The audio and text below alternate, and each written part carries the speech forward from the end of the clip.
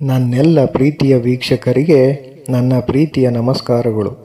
ನಮ್ಮ ಚಾನಲ್ನ ಇದೇ ಮೊದಲು ನೋಡ್ತಿದ್ದೀರಾ ಅಂದರೆ ದಯವಿಟ್ಟು ಸಬ್ಸ್ಕ್ರೈಬ್ ಮಾಡ್ಕೊಳ್ಳಿ ಫ್ರೆಂಡ್ಸ್. ಮುಂಚೆಯಿಂದ ನೋಡ್ತಿದ್ದೀರಾ ಆದರೂ ಸಬ್ಸ್ಕ್ರೈಬ್ ಆಗಿಲ್ಲ ಅಂದರೆ ದಯವಿಟ್ಟು ಸಬ್ಸ್ಕ್ರೈಬ್ ಮಾಡ್ಕೊಳ್ಳಿ ಫ್ರೆಂಡ್ಸ್, ಸಪೋರ್ಟ್ ಮಾಡಿ. ಪ್ರತಿಯೊಂದು ನೋವು ಒಂದು ಪಾಠವನ್ನು ಕಲಿಸುತ್ತದೆ. ಪ್ರತಿಯೊಂದು ಪಾಠ ವ್ಯಕ್ತಿಯನ್ನು ಬದಲಿಸುತ್ತದೆ. ಮನೆಗೆ ಹೋಲಿಸಿದರೆ ಬಾಗಿಲು ತುಂಬ ಚಿಕ್ಕದು, ಬಾಗಿಲಿಗೆ ಹೋಲಿಸಿದರೆ ಲಾಕ್ ತುಂಬ ಚಿಕ್ಕದು, ಮತ್ತು ಕೀಲಿಕೈ ಎಲ್ಲಕ್ಕಿಂತ ಚಿಕ್ಕದು. ಆದರೆ ಒಂದು ಕೀಲಿಕೈ ಇಡೀ ಮನೆಯನ್ನು ತೆರೆಯಲು ಬಲ್ಲದು. ಆದ್ದರಿಂದ ಸಣ್ಣ ಚಿಂತನಾಶೀಲ ಪರಿಹಾರವು ದೊಡ್ಡ ಸಮಸ್ಯೆಗಳನ್ನು ಪರಿಹರಿಸುತ್ತದೆ. ನಾವು ಎಷ್ಟು ಓದಿದ್ದೇವೆ ಎಂಬುದು ಮುಖ್ಯವಲ್ಲ, ಆ ಓದು ನಮಗೆ ಎಷ್ಟು ಸಂಸ್ಕಾರವನ್ನು ಕಲಿಸಿದೆ ಎಂಬುದು ಮುಖ್ಯ. ಒಬ್ಬರನ್ನ ಸೋಲಿಸೋದು ಸುಲಭ, ಆದರೆ ಒಬ್ಬರ ಮನಸ್ಸನ್ನು ಗೆಲ್ಲುವುದು ಕಷ್ಟ. ಕಷ್ಟಗಳು ಬರುವುದು ನಿಮ್ಮನ್ನು ನಾಶ ಮಾಡಲು ಅಲ್ಲ, ನಿಮ್ಮೊಳಗಿನ ಶಕ್ತಿಯನ್ನು ಅರ್ಥ ಮಾಡಿಸಲು. ನೀವು ಮಣಿಯದ ವ್ಯಕ್ತಿತ್ವ ಎಂಬುದನ್ನು ಮನವರಿಕೆ ಮಾಡಿಸಲು. ಸೋಲಿನ ಕಥೆಗಳನ್ನು ಓದುವುದರಿಂದ ಗೆಲುವಿನ ಹಾದಿ ತಿಳಿಯುತ್ತದೆ. ಒಂದು ಉತ್ತಮ ಪುಸ್ತಕ 100 ಒಳ್ಳೆಯ ಸ್ನೇಹಿತರಿಗೆ ಸಮ, ಆದರೆ ಒಬ್ಬ ಒಳ್ಳೆಯ ಸ್ನೇಹಿತ ಒಂದು ಗ್ರಂಥಾಲಯಕ್ಕೆ ಸಮ. ಈ ಜಗತ್ತು ನಾವು ಹೇಳುವ ಸತ್ಯಕ್ಕಿಂತ ಮಿಗಿಲಾಗಿ ನಮ್ಮ ಕುರಿತು ಇತರರು ಹೇಳುವ ಸುಳ್ಳನ್ನು ಹೆಚ್ಚು ನಂಬುತ್ತದೆ.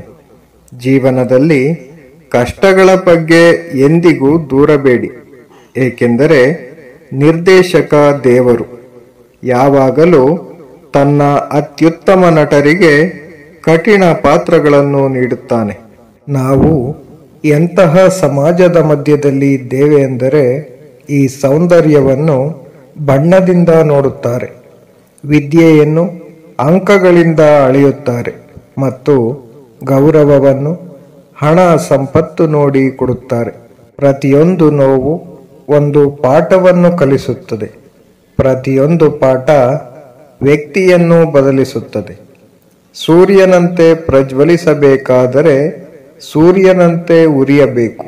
ತಲೆಯಿಂದ ಬೇಡವಾದುದನ್ನು ತೆಗೆದುಹಾಕುವುದಕ್ಕೆ ಜಾಣತನದ ಜೊತೆಗೆ ಧೈರ್ಯ ಬೇಕು.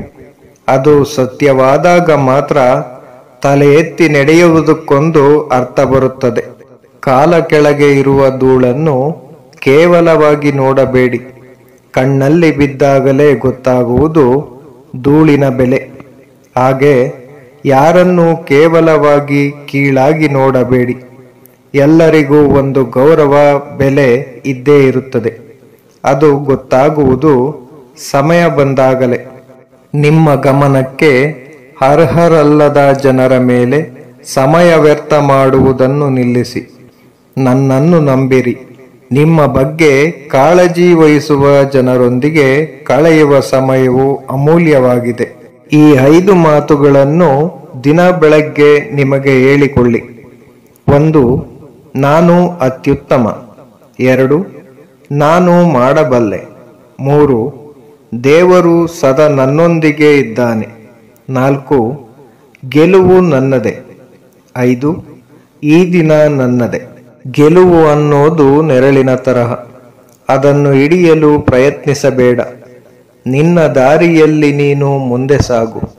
ತನ್ನಷ್ಟಕ್ಕೆ ತಾನೇ ಅದು ನಿನ್ನ ಹಿಂದೆ ಬರುತ್ತದೆ. ಆದರೆ ನಿನ್ನ ಹೆಜ್ಜೆಗಳು ಬೆಳಕಿನ ಕಡೆ ಬಿದ್ದರೆ ಮಾತ್ರ ನೆರಳು ಸಿಗುತ್ತದೆ ಎಂದು ಗಮನಿಸಬೇಕು. ಗೆಲುವಿನ ಹೋರಾಟ ಸದೃಢವಾಗಿದ್ದರೆ ಅಂಜುಬುರುಕುತನದ ಸೋಲು ಸುಳಿಯಲು ಸಾಧ್ಯವಿಲ್ಲ.